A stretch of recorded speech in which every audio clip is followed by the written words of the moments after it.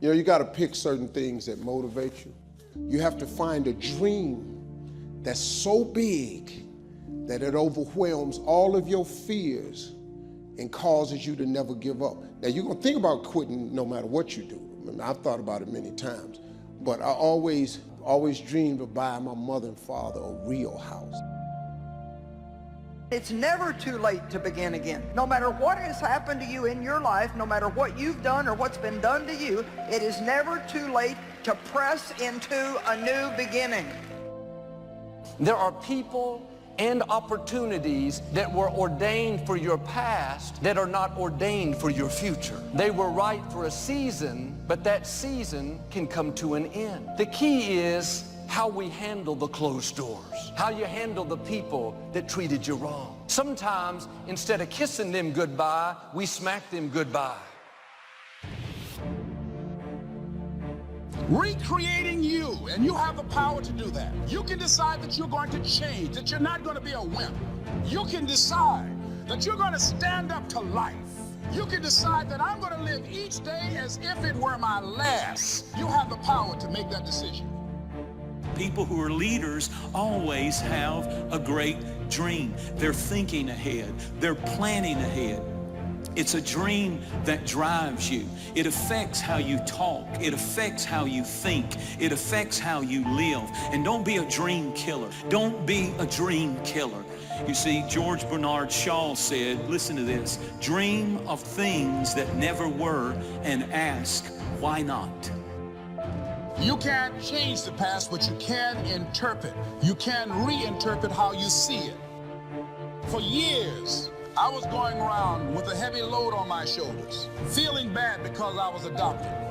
You weren't given away less, you were chosen with love. Same circumstances, same event, but reinterpreted. An interpretation that empowers me. Creativity to look at the world a little differently. Creativity to be different. And what goes hand in hand with the creativity of self-enterprise? The courage to be creative, the courage to see things differently, and the courage to go against the crowd, the courage to stand alone if you have to. Understanding your self-worth, how valuable you are. What could you do if you had all the skills, took the classes, read the books? What could you do? What true value could you develop? Once you start understanding how valuable you are, it's a whole new experience. If we don't feel good about ourselves, we won't feel good about our lives. And if we don't feel good about our lives, we won't be very interested in looking for opportunities.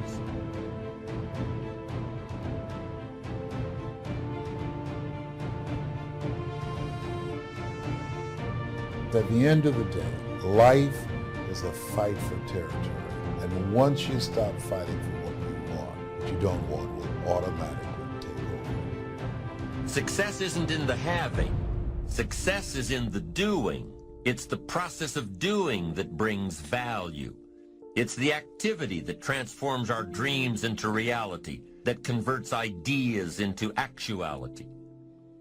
What I discovered about focusing in on a goal or something you want to accomplish is that the moment that you focus in on what you want to do, that's when you begin to have energy to do it. A distracted person lacks energy. And when they get to the thing they need to be focusing in on, they don't have the energy to give. Let's say you're miserable and unhappy. Here's a cure. Find what's valuable and let it go. So we could say, well, maybe it's a relationship that you have. Maybe it's a relationship with your parents. And the relationship is pathological, but you're locked into it. You value it. And no wonder, because it's a relationship with your parents. And you're suffering terribly because of it. Well, what do? Maybe you let it go. It's a sacrifice. And the idea is that, well, that'll clear the future for you. Separate what you do from who you are. That's what the guilt trap is about. All of us have done some things that if we had them to do over again, we wouldn't do it again. There are a lot of things that if I had it to do over again, if I knew then what I know now, I would have done it differently. Well, it didn't happen that way. And that's what you call life. This is a time for you to look at your life, look at where you want to go, look at what you want to do. And let me warn you, don't look at where you are. Don't look at your bills. Don't spend time talking about what has happened to you. Hold a vision of yourself being successful in the future with whatever you do. That's what you want to do, because your thoughts have magnetic power. Where focus goes, energy, persistence, and determination flows. You can start heading in the right direction by having a brand new attitude toward life. You're hurting yourself if you're living an isolated, lonely life and living in fear of ever being involved with anybody. But you know, you really only have two choices. You can live your life disappointed, or you can have a new beginning. That's the only option. There's some people who just go through life mechanically. All right, they go to school, they get a degree, they come out, they apply for a bunch of jobs, and hey, this job said yes, so I guess I'll do this one. You know, they're in relationships and it's not perfect. In fact, it's not even good. It's bad. And, you know, they're thinking to themselves, well, hey, it's not great, it's not good, but, you know, at least I'm not alone, so I guess I'll stick around here anyway. You know, they never stop to ask themselves, what else is in me? And that's why I do it. That's why I ask that question. What else is in you? Fight on, fight through the storm, fight through the pain, and come out the other side stronger and better. A survivor, a winner, victorious, free from that storm. It's easy to get bitter, hold a grudge, lose your passion, kiss the person that left you goodbye, kiss the dream that didn't work out goodbye. God wouldn't have allowed it to happen if he didn't have something better up in front of you. You can live a larger life. Don't just focus on what's going on now. Don't focus on what you have lost. Don't focus on the rug being snatched out from under you. Don't focus on you've lost your job or been evicted or been foreclosed on. Focus on where you are going. To a new life, that God is going to do a new thing with you. How? I don't know. How is none of your business. You do what you can do, God will do what you can't do. Letting go of what lies behind. We've all got a past. Thank God we've all got a future. Don't you believe that lie that it's too late for you. Refuse to be trapped in the past. So when you begin to look at your past, give an interpretation that empowers you. That's where I used to be. That's not where I am now. I'm growing. Life has disappointment. It's got peaks and valleys. You're going to lose somebody you care about one day. That's a valley. Somebody going to fire you for an unjust cause. That's a valley. Regulate your habits.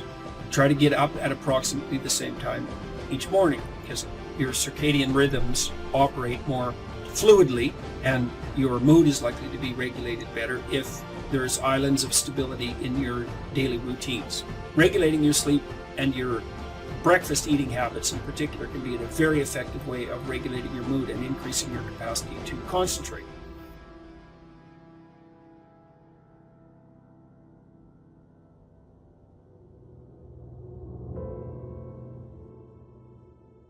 There are people who won't help you because they know too much about you. And that vision they have of you, they can't forget. They can't see you doing better. They can't see you achieving and living a larger life. And that's okay. Don't try and convince them. That's a full-time job, convincing yourself. Somebody asked me, what's the most difficult thing that you've done? I said, the most difficult thing I've ever done, and it took me years to do it, was to believe that I could do it. It takes guts to take that first step and say, here we go. I'm accepting the possibility that I might fail. I've failed at so many things in my life. That's just the way it goes, but you know what? At least I can look back and say, at least I tried. Begin to stimulate some possibilities in your mind on how you can resolve the problem. We can't grow by ourselves. As I mentioned before, we grow from people and projects.